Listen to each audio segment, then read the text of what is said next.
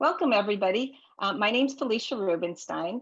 I know most of you already, but for those who don't know me, I am the founder of HAYVN. We also have with us tonight our team, Samantha, Teresa, Malou, and Kathy Blood.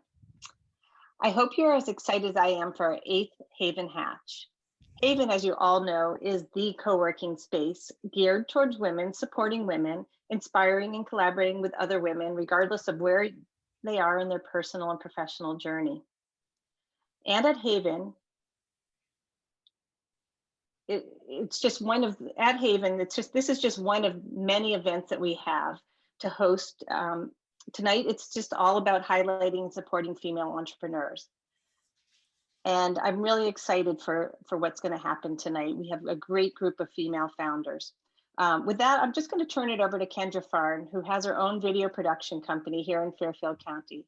And Kendra actually produced my HAYVN videos.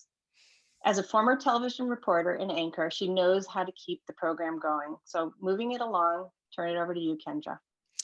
Thank you, Felicia, and welcome everyone. My name is Kendra Farn. I am here actually at HAYVN in Darien, and we are really hoping that all of you in the audience, our judges and our presenters are going to get in here soon. We're almost through this COVID thing, a little bit where we can relax. So really hoping you guys can come in and see this unbelievable space.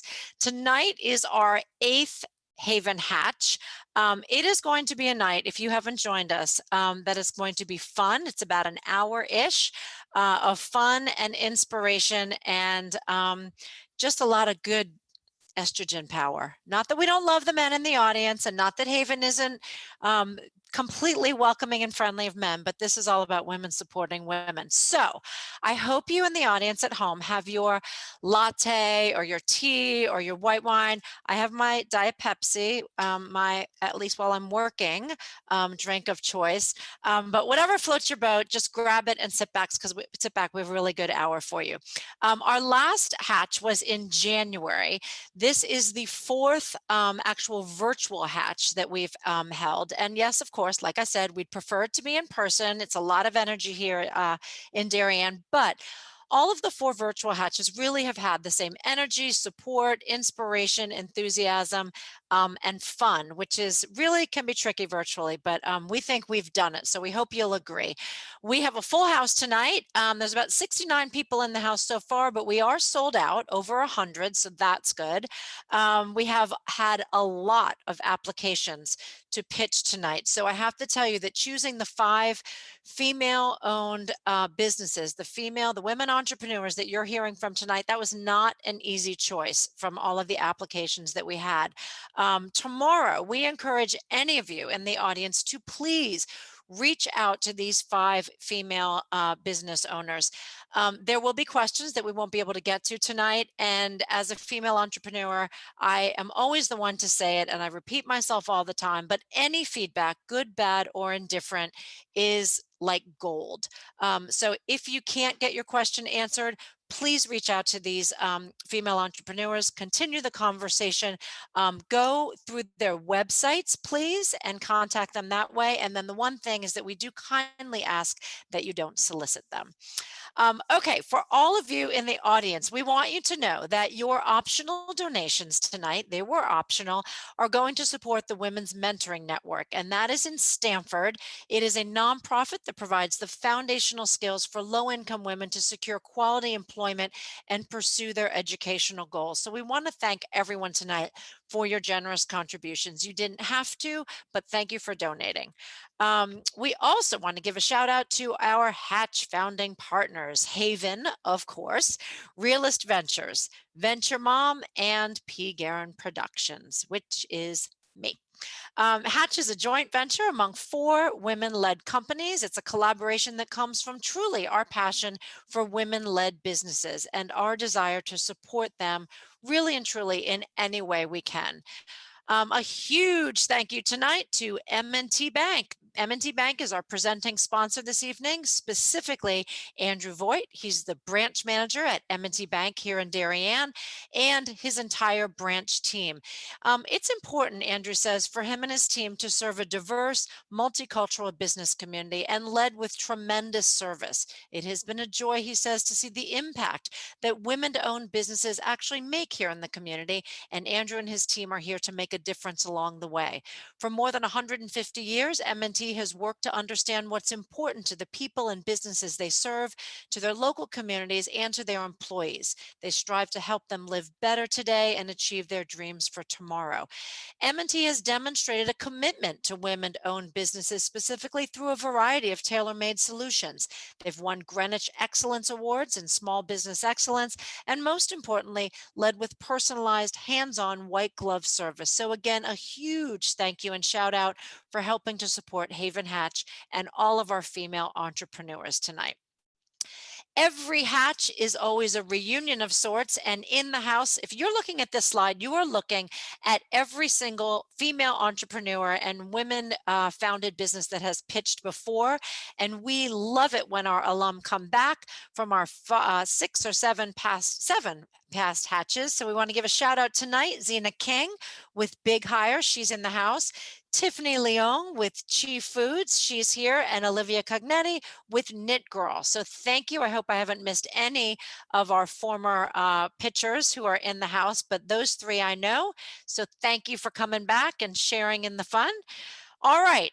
Off to the hatch we go. Here's how it is going to work. There will be 1 winner tonight and 1 runner-up, and they will be voted on by our judges. You are looking at their 3 pretty faces on the screen right now. Both the winner and the runner-up will win a version of a HAYVN support package for their business, and we will detail that a little bit later when it's presented. Speaking of our judges, I would like each of them to please take a minute to introduce themselves. And Renee, why don't we start with you? Hello, everyone. I am Renee King, the founder of fundblackfounders.com, a platform that allows everyday people to fund Black entrepreneurs' growth from start to profitability. I'm so excited to be here with HAYVN to amplify women founders pitching today, because as we know, we need more of us. You all are building companies that will disrupt industries, create jobs, and tremendous impact. So I'm excited, let's go. Cheers to that, Renee. Well said. Thank you very much. Aileen. Hi, everyone. I'm Aileen Farrelly. I'm the Assistant Dean and Accounting Faculty at Manhattan College's O'Malley School of Business. Before teaching, I worked at PricewaterhouseCoopers as an auditor for many years and retired as a manager. At Manhattan College, I've been running the Student Innovation Challenge every year since its inception 9 years ago. I've put programming together for the student teams, advised the teams on their presentations, and coordinated the challenge. I'm passionate about encouraging innovators to develop their ideas, and I am especially happy to be here today to encourage female entrepreneurs with their innovations. Thank you for having me.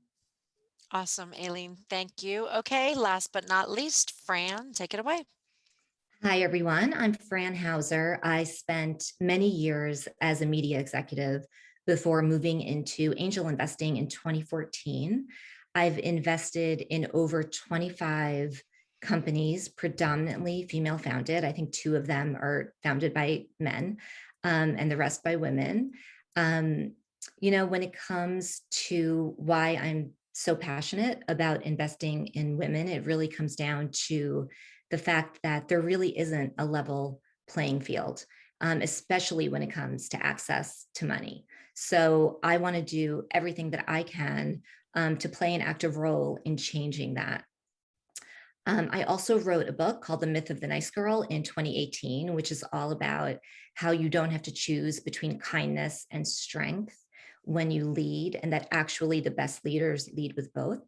And I'm currently working on my 2nd book, Embrace the Work, Love Your Career, which comes out next March. And I'm just so happy to be here with all of you tonight. Awesome. Thank you, Fran. Okay, it is time to get to the pitches. Here's how it's going to work. Each female founder will have a total of 7 minutes, 3 minutes for their actual presentation, and then that will be timed, by the way, by Holly Hurd, Venture Mom, and then they'll have 4 minutes of Q&A. The presenters will get a 30-second warning from Holly when they're about 2.5 minutes into the presentation. And then the 4-minute question and answer period will be both questions from judges and the audience. So we really want the audience to take part as well. That will be handled by Marie Roca. And audience, we do have a request. Please put your questions in the Q&A during the presentation. So once a presenter is done and we've moved on to the next one, we're not able to entertain any questions. So just make sure if you have a question for the woman presenting to please put it in the Q&A while they're presenting or just after they finish so that we can hopefully get to it. And again, even if we don't, they'll be there and you can follow up with all of the entrepreneurs and female founders tomorrow. Presenters, this might sound like an obvious, but it is in your best interest to answer the questions as quickly as you can, because then you can get to more of them. Okay, off to the pitches we go, and we are going to be going in alphabetical order tonight, alphabetical order by the name of the company. So Sam, if you are ready with the decks, we are going to start with ArtKnot. And Devon, you are up. Hi, thank you so much for having me. My name is Devon Gordon, and I'm the founder of ArtKnot, tying the art community together. I'm a current Pratt Institute student, and a lot of conversations I had with friends revolved around, we know how to make this great artwork, but we don't know how to sell it, and we don't know how to market it, and also connect with the broader art community. This prompted me to found ArtKnot. Please, next slide. So the problem, like I said, is that artists don't know how to market and sell their work. So this lack of foundation during college continues throughout your career. And also artists and galleries don't have a direct line of communication to one another. And art galleries are forced to sift through Instagram, which is noisy, inefficient, time intensive to have new artists join their roster. Also, 10% of art graduates are working artists, so this means that they have to have a second revenue stream in order to support themselves. And like in many other industries, the top blue chip artists that make up 20% of artists make up 80% of the market revenue. Next slide, please. So ArtKnot addresses all of these solutions. So in order to create networking and communication, we created a community board where people can ask questions, get feedback on work. If there's an open call, submit to that, etc. Really just for the artists. And then we're also going to have a BFA and MFA section, which is just for our platform, which gives clients and galleries direct access to up and coming emerging artists. We're also going to have experimental mediums, so we're inclusive to all artists in the art community and are growing with the art market. Next slide, please. So this is our clean and accessible layout. In 1 week of email marketing to artists, we have now 100 artists signed up, and we are confident to get our 500 artist goal by our launch in June. A lot of feedback that we have gotten is that it's clean, easy to use, super user-friendly, and the artists are very excited to work towards it. And like I said before, the art marketplace is on the left side, so that's what you would see on your homepage, and then these continue through when you swipe through the app. Next slide, please. So the online market is set to double to 9.3 billion by 2024. So this is very poised to scalability. And what these two graphs show is that millennials are buying art at a higher rate than previous generations, and they're looking online to do it. So ArtKnot connects young artists with young buyers. And we're also going to have ambassador programs at colleges and have in-person events. So we're going to really foster that connection between artists and clients on the platform as well as in person. So like I said before, really easily to scale. Next slide, please.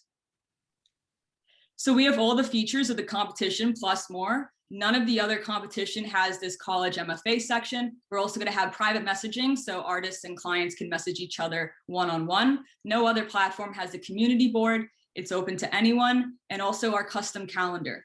This custom calendar has the marketing built into the platform. So artists 30 seconds. Artists can set a date in the future, and then clients can add that to their calendar. So this teaches artists how to market their app. We will grow with the artists as they venture through their career. So this is also great for expansion. We will make money by having a 30% commission rate, which is also significantly less than the other platforms and less than the 50% of galleries. We will implement a second revenue stream by having ads on the website as well. So then we can have 2 streams of revenue. Thank you so much.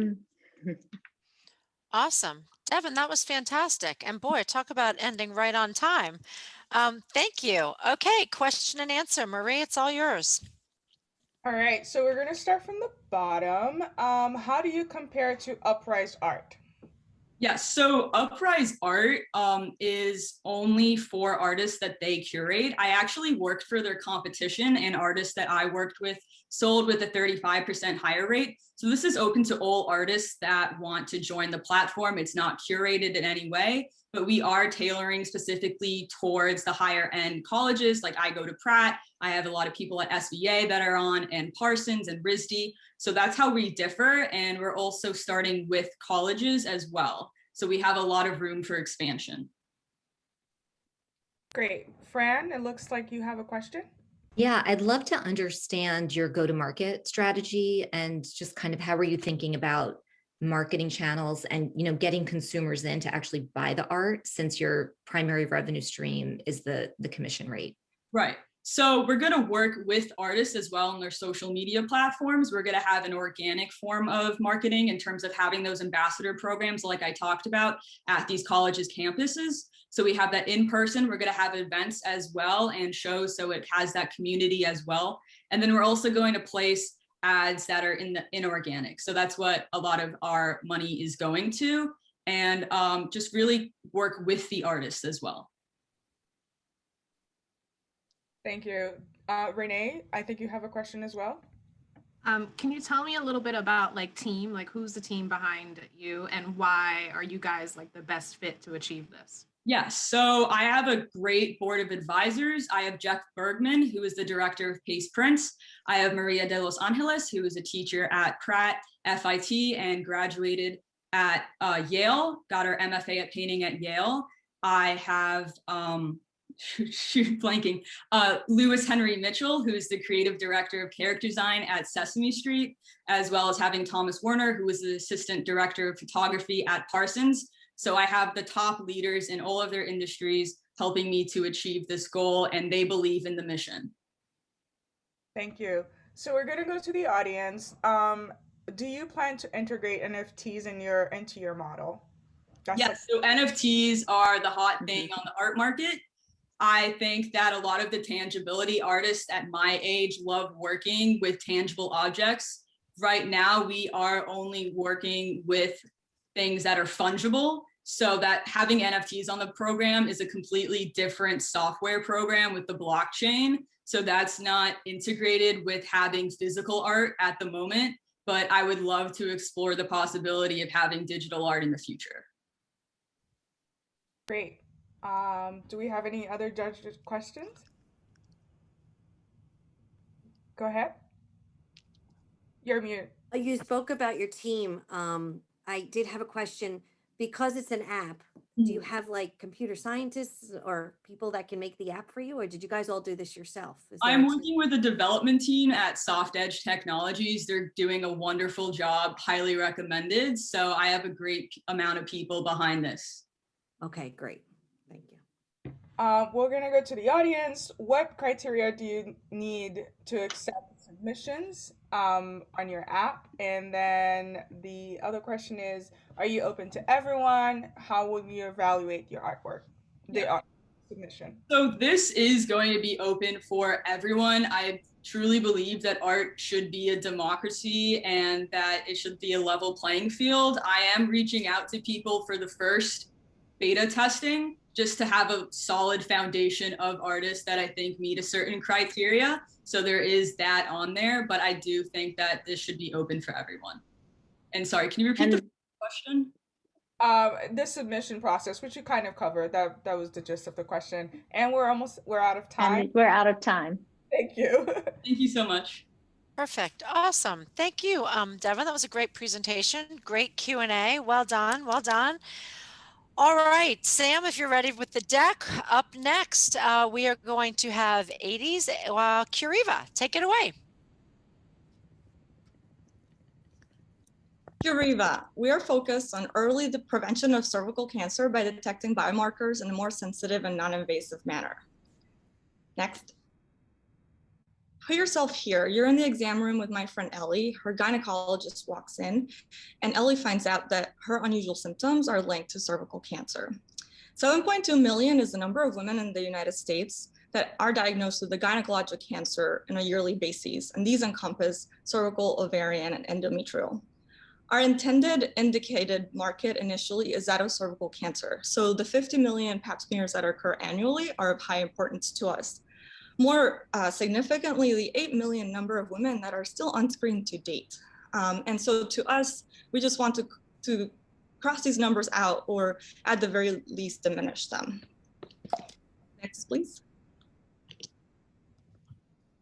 Since there's no immediate option for diagnoses, our product, Dia Patch, would diagnose at the point of care step. So within the accurate visit with the patient, with the doctor, the patient would be able to get faster diagnoses. Next, please.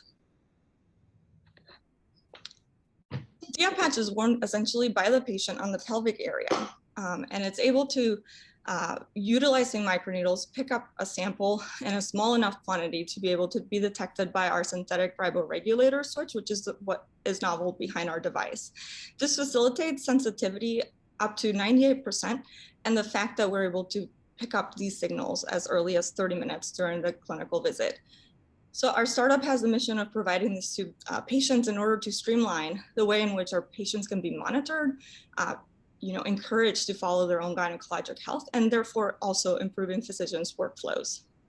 Next slide, please. Which means that beyond saving lives, there's an opportunity for a large market of upward of $14.1 billion. We would enter the market with the cervical intraneoplasia space, because at the moment there's little to no tools here. And what this means is the stage right before it turns into cervical cancer. We then circle back to the 100 million to 3,900 million market for screening. So letting women know if they have the human papillomavirus, HPV, or not. Next slide, please.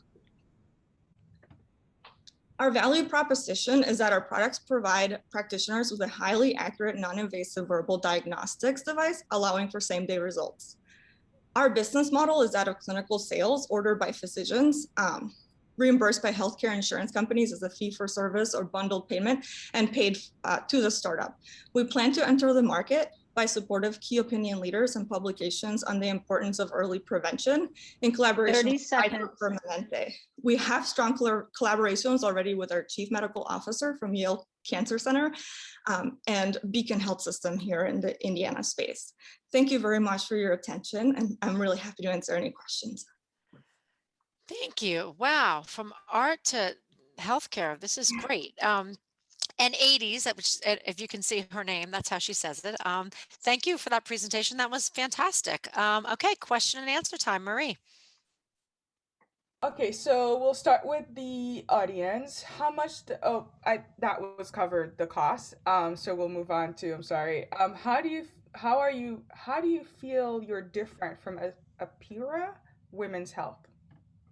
Absolutely. I'm not familiar with Apira actually, but I'm happy to look at their products. We differentiate entirely from our competitors by being able to actually capture internal targets that are in a different medium than what currently exists, so not blood. And certainly the approach that we're taking of the non-invasive component of these microneedles to be able to detect it. Thank you.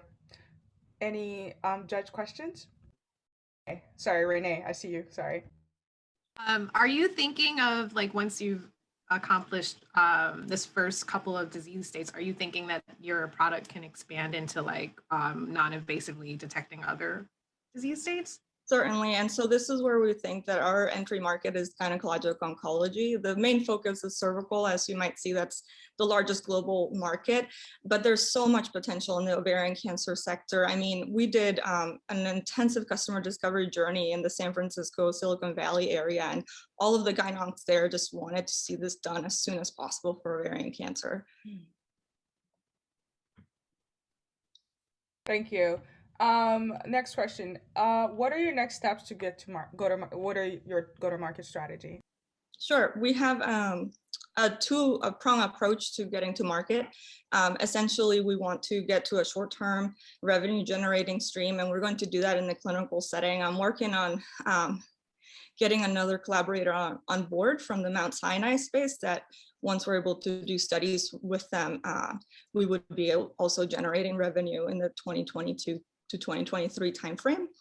Second to that, we would come back with the fully digitized product and tailor to the initial market that I mentioned, the follow-on market, and certainly after that, ovarian cancer, particularly for monitoring. So high mortality rates, large bounce back of those patients coming back with even deadlier cancer. So providing our solutions there, it's really critical. Great, thank you. Fran? Yeah, I'd love to just understand a little bit better, like the actual problem that you're solving, the pain point. So with a pap smear, it usually takes like a week to get results, right? So basically, is the pain point that you're solving just shortening that to same day? I'm just trying to understand, like when you say gynecologists are so excited about it, what gets them excited about this product? Yeah, so gynecologists have, from a medical standpoint, I'm sure some of our other founders will relate. They just want to be able to provide services for their patients in a more streamlined manner. So they've mentioned how many of their patients are lost just because they don't have that thread of common education post the time they leave their office, or even facilitating, you know, a really simple referral to a gyn-onc if they do have a positive result. So they're just very excited to, one, highlight the accuracy. So if it's not accurate enough and you can't do it quicker at that same accurate rate, we don't want to talk to you, right? But we feel that our company has the ability to do both. So high accuracy, high patient education, and shortening the time frame. And you're correct, it takes about 2 weeks in a normal setting, and lower socioeconomic settings, about a month sometimes. And the accuracy in terms of sensitivity for the pap smear, it's still a mere 55.4% or so. And that's time. Thank you. Also, presenters, please answer the questions from the Q&A. I'm going to butcher your name. Eydis? Eydis. Eydis. Like the music, Not 80s. Yeah, there are a couple more questions, and as well as Devon, there are also some questions that were left from your presentation as well. Thank you. Thank you. Perfect. Thank you. 80s, that was fantastic. Thank you. Well done. Okay, next on the list, Intellihealth. There are your slides. Let's give Sam a second. There you go. And Katherine, the stage is yours. Take it away.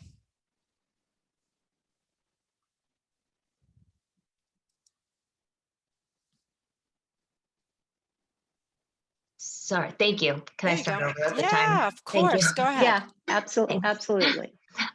So thank you, Kendra. I'm Dr. Katherine Saunders, co-founder and senior medical officer of Intellihealth, which is a healthcare technology company focused on addressing the obesity epidemic at scale. I'm thrilled to be participating, as all of our co-founders are actually local in New Canaan and in Greenwich. I'm going to start with the question, why is losing weight so hard? Because excess weight is actually a misunderstood medical condition that's way more complicated than calories in, calories out, and strategies like eat less, exercise more are not sufficient for most people. This is a topic that I've dedicated my career to. During my residency in internal medicine at Weill Cornell, I prescribed multiple medications to most of my patients to treat their high blood pressure, heart disease, diabetes, and other weight-related medical problems. But I didn't have the tools to address the underlying cause of most of their health problems, their overweight or obesity. So after residency, I became the first obesity medicine fellow at Weill Cornell's Comprehensive Weight Control Center, one of the leading academic weight centers in the world. Under Dr. Louis Arone's guidance, I learned how to help patients actually lose weight and keep it off long term. A few years ago, we started Intellihealth, and our mission is to scale and democratize access to comprehensive treatment of overweight and obesity. Next slide, please. So let's take a look at the problem. 74% of the country has overweight or obesity, and this number is projected to increase to 80% by 2030, and probably sooner than that because of the pandemic, unfortunately. Currently, there's minimal education in medical training on what obesity is and how to treat it. This is why most health professionals don't address their patients' weight and don't know how to help them lose weight. I'm one of fewer than 100 fellowship-trained obesity medicine physicians in the country, compared to a disease like diabetes, where 86% of patients are treated according to guidelines. That number is less than 2% for the disease of obesity. Next slide, please. This is the problem that we're addressing at our weight center and the problem that we're solving at Intellihealth. Our medical model helps patients who've repeatedly failed traditional weight loss programs lose 2 to 3 times more weight and, more importantly, sustain that weight loss long term. We've developed algorithms that generate personalized treatment recommendations for each patient, and our algorithms will optimize recommendations as we grow and improve weight loss, health outcomes, and cost savings. Next slide, please. I want to highlight that the majority of the providers at our weight center and the majority of our team at Intellihealth are women. One of our recent awards was a Women Innovators Investment Competition, a joint competition between Weill Cornell's BioVenture eLab and Amplify Her Ventures, the VC 30 seconds on women. Next slide, please.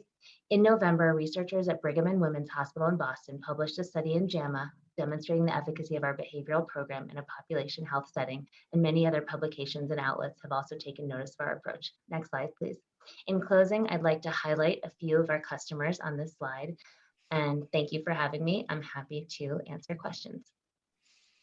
Thank you. Katherine, that was fantastic. Intriguing. Okay, Q&A, 4 minutes. Marie. Go ahead, Aileen. Hi, maybe I missed it, Katherine, but what is the price, and are you working with insurances, and how will that work? Sure. So the kind of care that we deliver is covered by insurance. So all of the providers at our center take insurance. The price for the platform itself is a SaaS model, so it's per patient per month, and it generally depends on how many patients, institutions, or customers have. But it's not so much. It's like $7 to $13 per patient per month. Renee? So can you talk a little bit about usage? Like, I understand the results that you're getting. So like, if I'm a patient, how do I use it? And as a physician, how do I use it? Sure, that's a great question. So providers who are even board certified in obesity medicine tend to need a bit more hand-holding to actually provide obesity care. So when we were in person, we would have multiple providers from around the country shadowing us all the time. I rarely saw a patient without, 1, 2, or 3 people following me. Now we're not able to do that in the same way. We've found that, by the medication decision support tools, the customized recommendations that we have on the provider side, and all the education, that providers are very comfortable practicing the kind of medicine we do. And then on the patient side, it's everything that they would get with, any behavioral intervention like a Noom or something like that, but basically a medicalized version of that to go along with the medical treatment that we practice. Go ahead, Fran. Yeah, I love to just follow up on that a little bit. So if I'm a patient, it sounds like there's an algorithm that's creating this personalized plan for me. But then is there an obesity expert that's also looking at it and modifying it? So it's kind of like you're getting both the technology and the okay. So exactly. Yes, Fran, yes, exactly. So for somebody like me, I know how to do this, so it's not as helpful. I'm not the target audience, but for any healthcare provider who has a medical background is interested in doing what we do, because the market is humongous. It's 74% of this country, and obesity affects basically every single field of medicine. So there's tremendous interest, but people don't know how to do it. So we basically give them, the tools that they need. Basically, a patient fills out a few questionnaires when they sign in. And based on those questionnaires, we identify every contributor to weight gain and every barrier to weight loss. And this is what I do in my initial exam when I see a patient. And so I've written algorithms basically that, based on those questionnaires, give personalized recommendations to the patient and personalized recommendations to the provider to help that patient. For example, your patient's at high risk of sleep apnea, order a sleep study or something like that. I have a question. Oh, did you want to go, Aileen? No, go ahead. So I love that. It's interesting you're going through the provider side, right? But have you thought about just going consumer side too? Because would you think consumers would be interested in, I just want the same thing? Yes, so we've had a lot of requests actually to just provide the care ourselves, and we have a model where we're working actually with the electrical healthcare or the electrical workers union in Queens. So one of our providers from our weight center, and actually two of our providers now provide care directly to them. So we are standing up our own medical service organization, and we'll use that as a model to expand further. Just talking about competitors, you mentioned Noom as one of the competitors. Are you worried about anything else? No, Any so other Noom- competitors? so- So Noom so doesn't have the clarify. medical staff, but like you said with the electrical providers, have you used this on people and are you studying the results and stuff? Yeah, so we published the results of our previous predecessor platform with my patients in my first 6 months of practice about 5 years ago. We also had a JAMA study a few months ago that was done by researchers at Brigham and Women's in Boston, looking at our predecessor company. So we do have a lot of data, and actually there's no real competitor because nobody else has exactly what we have. Thank you so much, Katherine. Thank you. Awesome. That was fantastic. We're at time, Holly, on the Q&A? Oh, yes. Yes. Okay. Thank you. Catherine, thank you. Well done. Thank you very much. Okay, number 4, Motivote. And there is your slide deck. And Jess, you are up. Take it away. Awesome. Hi, everyone. So I'm Jess Riegel. I'm the CEO and co-founder of Motivote, and I'm excited to share with you today how we're using behavioral science to make social good a habit. We believe that the 2020s will be the decade of purpose, and that as millennials and Gen Zs take on leadership roles at work and gain spending power, organizations that don't deliver on authentic social purpose will fall behind. Next slide, please. And I've had a front row seat to this paradigm shift because I've spent my entire life in the social good space. I started my career as a Teach for America Corps member, leading first grade classrooms, and I've helped social enterprises from small edtech startups to legacy philanthropies with measuring and managing their impact. Next slide, please. And in doing this, I saw firsthand how tough it is for organizations to translate their vision for social purpose into practice. And that's in large part because we don't have great tools. So we're using hack together trackers and clunky CRMs with hazy benchmarks, and we struggle to communicate that impact. So back in grad school about 4 years ago, I met my now co-founder, a former political organizer who was frustrated with the outdated tactics that they were using to mobilize voters. And when we had the chance to team up for what we thought would be our year-long grad school capstone project, we wanted to build a better way for organizations to drive social good. Next slide.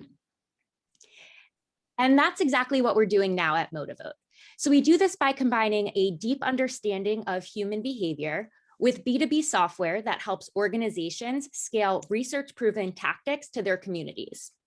We realized early on that one of the big gaps with status quo tools is that they don't account for the behavioral breakdowns that get in the way of taking action, right? We're human. We get busy, we put things off, we miss deadlines. And so what our team did is we looked at the existing tools that help us follow through on intentions and build habits in other areas of life, like going to the gym or saving money. And we thought, how can we use these research-proven nudge strategies like social accountability and plan making and gamification and bring them into the social good space? And that's what we did. You can think of Motivote as like a Noom for social good, where clients use our platform to drive positive action in their communities. And of course, social good is an incredibly broad category. So the vertical that we started with is civic engagement, not just because of our own passion for building a better democracy, but because there's a rapidly expanding market here. 30 seconds. Former civic bystanders are making it a priority for employees and customers. Next slide. Our team launched our paid offering in spring 2020 with great results. We have a B2B subscription model where organizational clients pay for feature access and branding. Our first cohort of clients includes national nonprofits and the country's largest community college system. And we also partnered with 60 mission-driven brands that provide real-life rewards for taking action. Next slide. There's never been a more critical time for companies, causes, and colleges to put democracy front and center. And with Motivote, we're giving them a simple and effective way to do that. And we look forward to connecting with mission-driven investors and organizations that want to differentiate on impact. Thank you.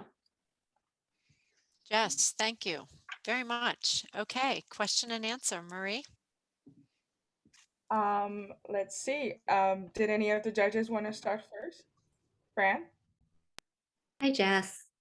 Can you talk a little bit about the pricing? I'm sorry if I missed that. Yeah. So we have a B2B pricing model, and we price based on feature access and custom branding. One of the things we learned in our first year is organizations really value a platform that is a extension of their community with their look and feel. So we price this in a way where we can work with local community organizations starting at $200 a month up through global national brands. Last year, our contracts ranged from $250 per month to $5,000 a month. Can you tell, I'm going to jump in there, Marie. Go ahead. Can you tell us like where is like the competitors that have come out recently around the previous elections? How are they letting customers down and you're like rising above?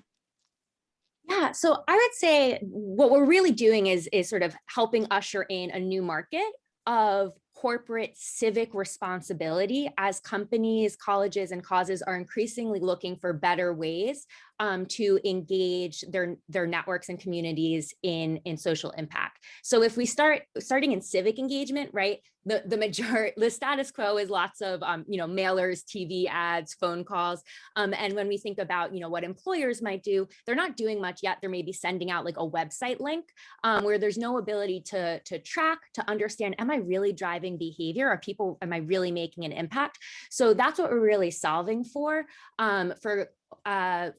program managers who are wondering, like, how do I streamline all this information in a way that helps people truly act on it? And how do I understand that impact and share it out? Thank you. We have someone in the audience. Are you currently profitable? We launched last year and have pilot revenue from 40 clients. Not profitable currently. Great, thank you. Aileen, did you have a question? So you said you work with universities. What exactly do you help them do? Like, explain, if I'm a college and I come to you and I want to, what do you do? Yeah, so as an example, we worked with Miami-Dade College last year, largest community college system in the country. The buyer of Motivote was the head of their civic engagement and democracy office. Not all colleges have that, so it might be student life, it might be community partnerships, and they roll this out to their professors, faculty, staff, as well as their entire student body, inviting them to join through things like student clubs and academic groups and dorms, to the same way that you might have somebody, register for classes, right, through an existing university channel. And we're the resource that helps you become build the habit of civic engagement, starting with getting ready to vote in all of your elections. Thank you. How do you plan to expand beyond civic engagement? Yeah, so we envision Motivote, and I always like to say we're actually Participant Inc. is our legal name, DBA Motivote, and we like to envision ourselves as a behavior change company. We're starting with civic engagement because it's just such a pressing issue, and it's a place where we can really differentiate. But what we're doing is we're understanding what levers can we pull to drive behavior and help people bridge the gap between your intention to do something and actually doing it. So after we nail voting, we plan to expand out within the civic engagement sphere with the wedge we've already created with our current clients. Because when you think about civic engagement, it's way bigger than voting, right? There's fundraising, there's volunteering, there's events, there's advocacy. And then from there, we want to expand to broader social good sector. Thank you so much. Unfortunately, we're out of time. Please answer for every presenter who's presented. Please check out the Q&A. Make sure you've addressed any of the questions that come up. And thank you again, Jess. Yes, Jess, thank you. That was fantastic. Okay, last but certainly not least, we are going to go to Red Carpet Rocks. There is your deck. Thank you, Sam. And Urvi, you have the stage.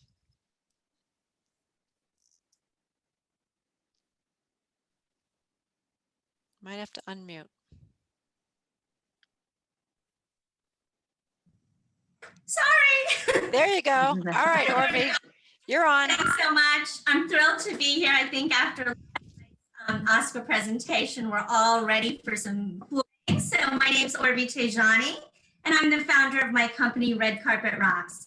Red Carpet Rocks is a jewelry rental membership for life's special occasions. And I'm sure, ladies, they're going to be back. We know it, and we're dying for it. Next slide, please. We all love jewelry, right? But it's complicated. Designer jewelry is expensive. Purchase sometimes is with a one-time use results in buyer's remorse. The social stigma, God forbid, we're seen in the same twice. And being on point all the time with trends is a challenge. Next slide. Finally, we have the simple solution. Rent it, rock it, and return it. Our platform introduces global fashion jewelry brands to the sharing economy and allows women to rent jewelry for any occasion, anytime. Next slide, please. By renting, women are able to wear a lot more, spend a lot less. They're able to get designers at a discount. With our monthly new arrivals, they're able to have endless new options, and you're always able to be fashionable forever. Next slide, please.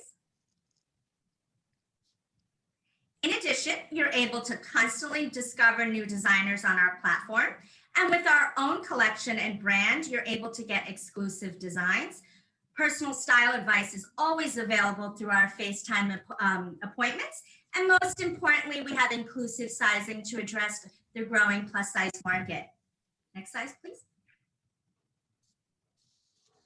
Our collection is hand selected to include the top designers, and our own label features one-of-a-kind pieces. The jewelry retail values for about $300 to $1,200 retail. We've established solid traction with revenue and a strong social following. As a veteran in the jewelry business, I've owned a bridal jewelry company for 16 years and have had decades of experience in the D2C e-commerce space. This is a truly exciting opportunity. The concept is nothing new. Women have been borrowing jewelry for decades from either their mom, friend, relative, and I've just monetized on a long-standing tradition. Thank you. Wow, that is fantastic. You're right. We have all been doing it for a long time, right? Thank you, Urvi. That was fantastic. Questions and answer, judges, audience. Marie, you got it. All right, we'll go to the judges first. Fran? Yeah, I'd love to hear a little bit about who you see as your biggest competitors. You know, how does Rent the Runway kind of fit into this? That would be great.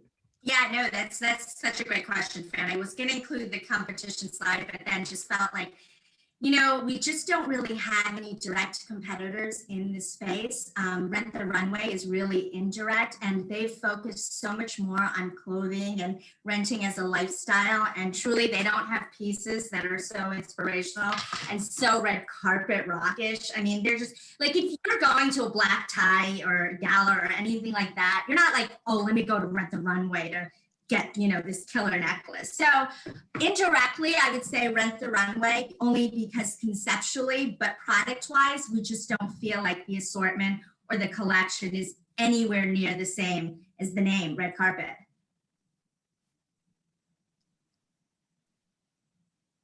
Sorry, great, thank you. Anyone else? Judges? Great, we'll go to the Q&A. What is the profile of your target customer? That's a really good question. We launched in 2019, and I would say, you know, she's all across the board. She's really 3 generations of women. It's the mother, the daughter, and the grandmother. So they can all really shop at Red Carpet Rocks. I've had women as young as like pageant girls and prom queens, all the way to mother of the bride. So it really is just, the demographic is quite large. I mean, it really caters and the collection is so vast. We have a little over 1,200 pieces. So it really touches upon that girl that wants that trendy, funky piece to that mom who wants, that necklace that looks like it just came, out of the vault.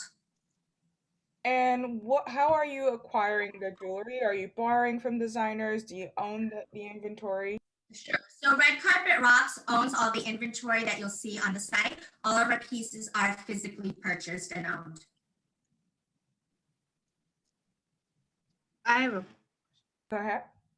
So what's been the experience during COVID and the pandemic with customers? Have you seen anyone like into Zoom pieces, or what's been? Renee, our business was absolutely decimated in 2020. I'm not gonna lie, it was brutal getting through it. We really tried with rent earrings for Zoom, and your top half, as you can see, I'm trying to wear, a necklace, but the appetite hasn't quite been there, but we're off to a really great start with 2021. We're starting to see things come back, especially in the wedding category. Brides are calling us and renting. So as the country opens up more and more, I see this picking up even more so, because we're just all dying for glam. And, it's just really, and I feel like sustainability, consumability, all these things are very important social issues that Red Carpet Rocks touches upon. So I think renting, especially as a trend, is unbelievable. And one of the indirect competitors, Rocksbox, just got acquired 2 weeks ago by a very big fine jewelry company called Signet. So, that really kind of sets the tone of how big this concept and company can be. Thank you, Fran. What does it cost you to acquire a customer, and what's the lifetime value? Sure. So with the subscription model, it's right now 12 months, and then we don't have it on auto renew. So she were to choose to renew. So I would say about 12 months. And right now our CAC is about $48 to acquire her.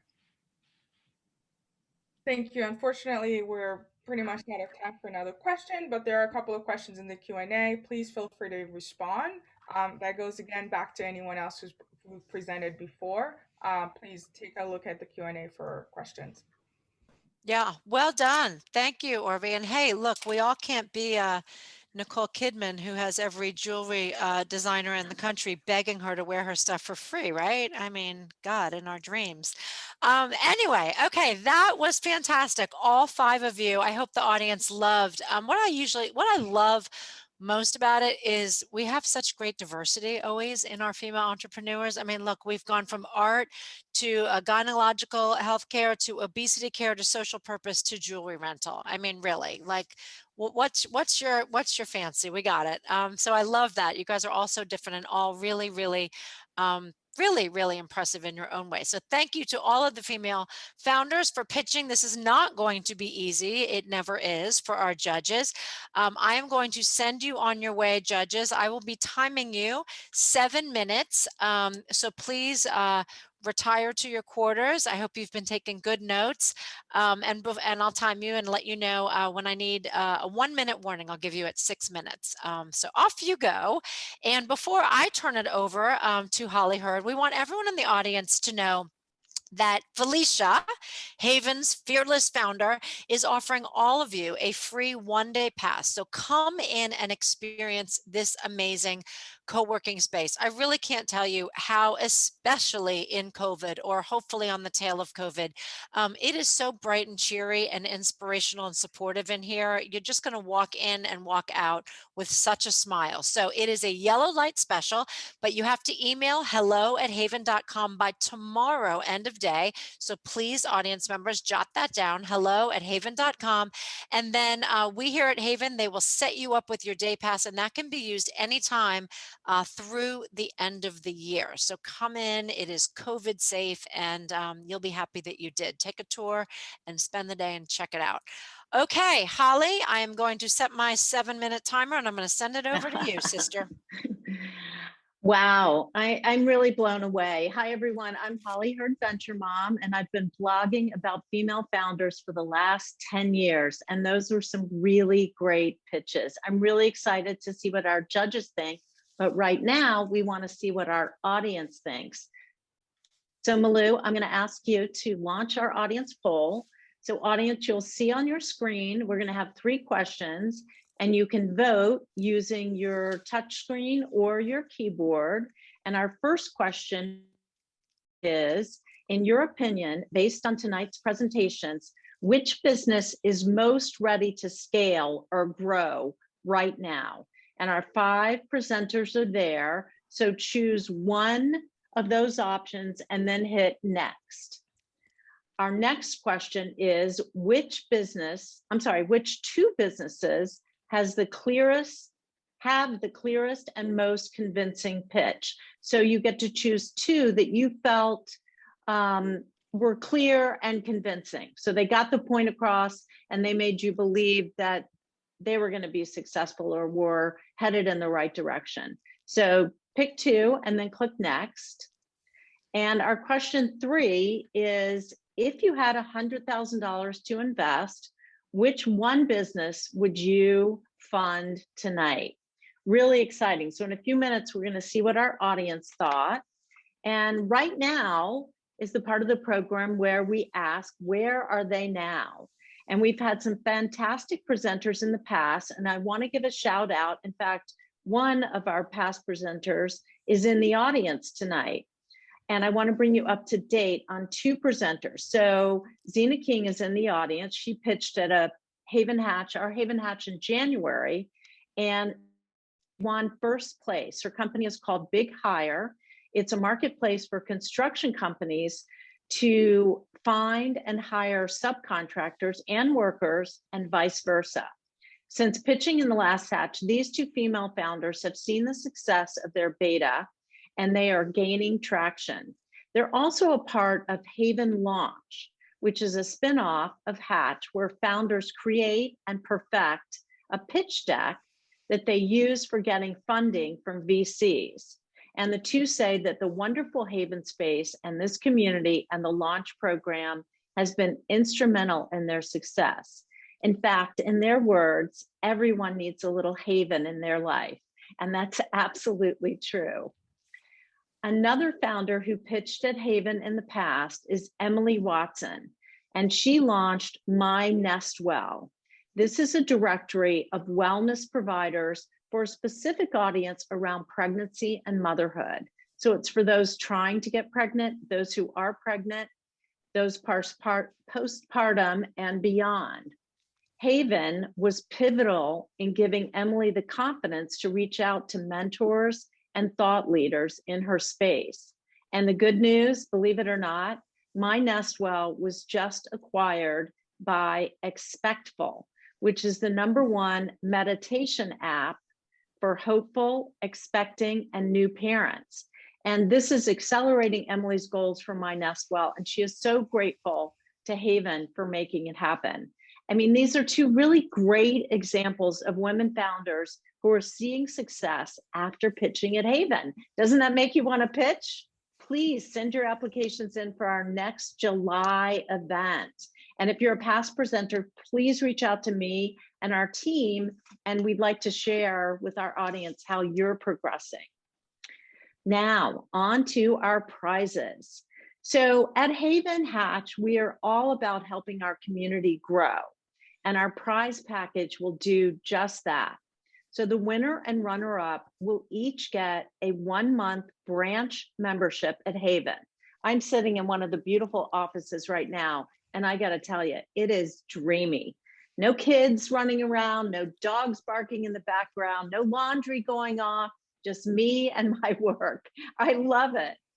And so the winner and runner-up will also get input and advice from a team of gurus and experts to guide their growth. So you can see on the slide, we've gathered an amazing board of directors for our winner and runner-up, and they're to help you grow. You'll get time with each of these women who can offer input and advice in their area of expertise. It's up to you to reach out. We're all waiting to hear from you. So in addition to the 1-month branch membership, Marie Roca of Realist Ventures, she's all about funding and strategy. Christine Sullivan, strategy and finance, she'll help you put your financial package together. Alexis Brooks is all about the legal side. Deborah Lutsky is our fabulous digital retail partner. She does email marketing. Nancy Sheedy is social media assessment. Kim Barron, New Leaf graphic design. She did all of the graphic designing for Haven in the beautiful yellow and gray, which is just so spot on. Belinda Wasser of Rocket Girl, Business Systems 101. She will get you organized and get you going on the right path. Ooh, I got to hurry up. Kendra Farn, Video Strategy, me on Venture Mom. And not only that, our judges have offered. So please reach out to our judges. Now, we need to get to our audience poll results because I'm running out of time. So let's go to question 1 and see what our audience thought. Malou, do you have the results? Okay, wow. So you can see that Intellihealth is at 37%. All the other ones got votes from our audience in the 7 to 24% range. Interesting, I love that. So question 2, which 2 businesses had the clearest and most convincing pitch? I'm gonna scroll up. Oh my gosh, Intellihealth again. We had ArtKnot in second, Red Carpet Rocks, Motivote, and Curiva. So top 2 were Intellihealth and ArtKnot. And question 3, an investor. If you're an investor, which business would you invest in? The audience, again, really liked Intellihealth, and that's where you're transforming the treatment of obesity at scale. And when you look at the numbers in America, wow, that is something we really need. Maybe that's what spoke to the audience. Kendra, I don't know, but it's going to be interesting. I think my time is up. Yes, 7 minutes and 35 seconds. Yeah, so you have it down. I'm excited to see what our judges thought. So I'm excited pass too. it back to you. It's funny, as you know, Holly and Felicia and everybody here at Haven, sometimes the judges really align with the audience and sometimes they are 180 apart. It's always interesting to see what people think. Okay, the judges and you, thank you, are right on time. Marie, you guys are all back. So here's how it's going to work. It will be interesting, of course, to see what you guys came up with. We are going to ask Fran Hauser to announce first the runner-up. And Fran, if you would please give us a little explanation as to how the judges came up with the runner-up. And then we're going to ask you after that to do the same for our winner. So Fran, take it away. Oh my God, I'm so nervous. So, I mean, literally it was down to the wire. It really, really was. So I just want to start by congratulating all of you.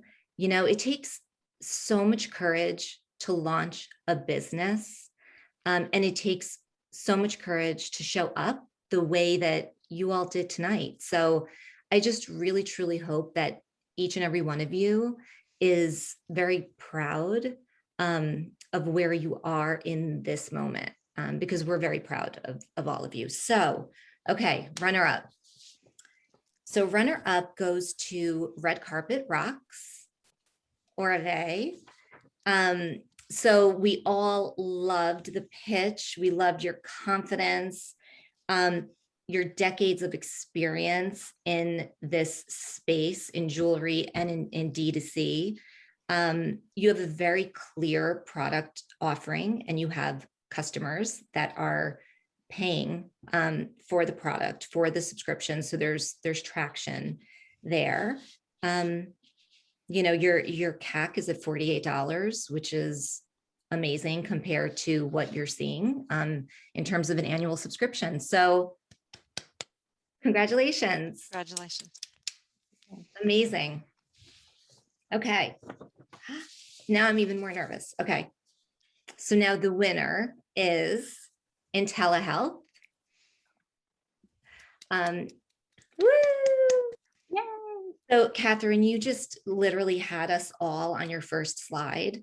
And, you know, I think what we want to share with you and really with everyone is just how important it is to be able to concisely state the value proposition for your business, which is what you did from the very first slide. So there's a lot to be said for that.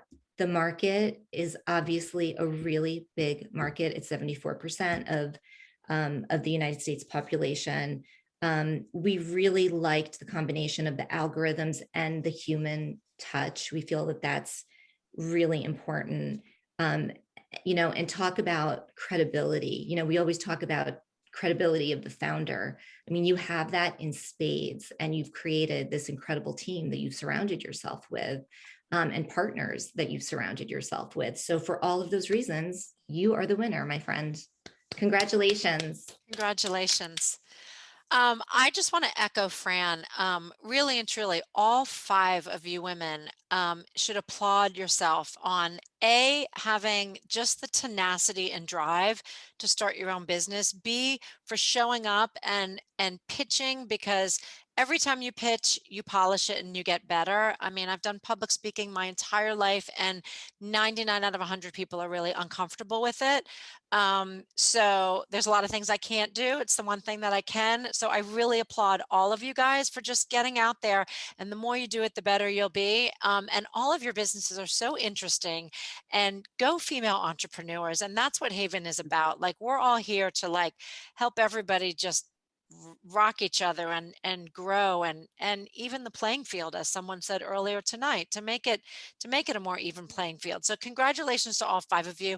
I also want to reiterate what I said earlier in the night, which is, as an entrepreneur myself, sometimes it hurts, but good, bad, or indifferent, feedback is so critical, and just take it and use it. You can throw some stuff out, but I find everything to be really helpful. And I've been doing this for 12 years, and I still every day find a little way to polish my video production company. So I hope that the audience questions and the audience members will reach out and continue this conversation tomorrow, and that it's all really valuable for all 5 of you. We are recording tonight's hatch. We always do. So please go back and watch it. Watch your pitches. Critique yourself, send it to your family and friends. It really is like, that's the value of recording it. It's there forever. Last but not least, before I send it back over to Felicia, our fearless founder, for her parting remarks, we already have our next HAYVN Hatch on the calendar. It is Monday, July 19th. Our pitch deadline for that is Monday, June 14th, but we really would love you guys to help us spread the word. Again, this is not Shark Tank. This is warm and fuzzy and fun and inspiring and supportive. So we really hope you'll spread the word now that you've taken part. We're proud to tell you that our very first hatchlet, that's what you're seeing on the other side of your screen, that is for young entrepreneurs between the age of 16 and 22. We had one on December 7th. It was our very first, and it was a home run. And to say that those young women were impressive would be the understatement of the night. I can't believe that they were between 16 and 22, high school and college, or just out of college women, and they were fantastic. Our next hatchlet is in October, so if you know anyone who fits that bill, spread the word to them too, and reach out so they can apply. That is it for me. I am going to send it back to Felicia for her final good night words, and thank you everyone for coming. Felicia. Wow, so emotional tonight. Thank you all for coming. It was really terrific. Thank you to our judges and amazing presenters and our HAYVN Hatch team for putting this together. A special thanks to M&T Bank for sponsoring our event, and to Women's Networking, Mentor Networking, for participating and being our nonprofit. I just want to remind you, we are open. We've really created a safe haven here. So come in, visit us, take a tour if you haven't been here before. And you can find us online. HAYVN is spelled with a Y in the middle, HAYVN. There are all different types of membership options. We work the way you do, from private offices to meeting rooms and hot desks to virtual memberships. And just also, I wanted to note that we have a partnership with CT Next and a grant, which has helped us to be a hub to help businesses survive. And as Holly had mentioned, we have created HAYVN Launch, which is a hands-on approach to helping women founders get invested and pitch. And just another reminder, there's going to be a quick survey at the end. If you can just spend 1 minute or so just answering that would be super helpful. We look forward to seeing you again. Join us on YouTube, Instagram, Facebook, etc. And don't forget to email me at hello@HAYVN for a free day pass by tomorrow night. Thank you so much. Thanks, everyone. Good night. Bye-bye. Night. Bye.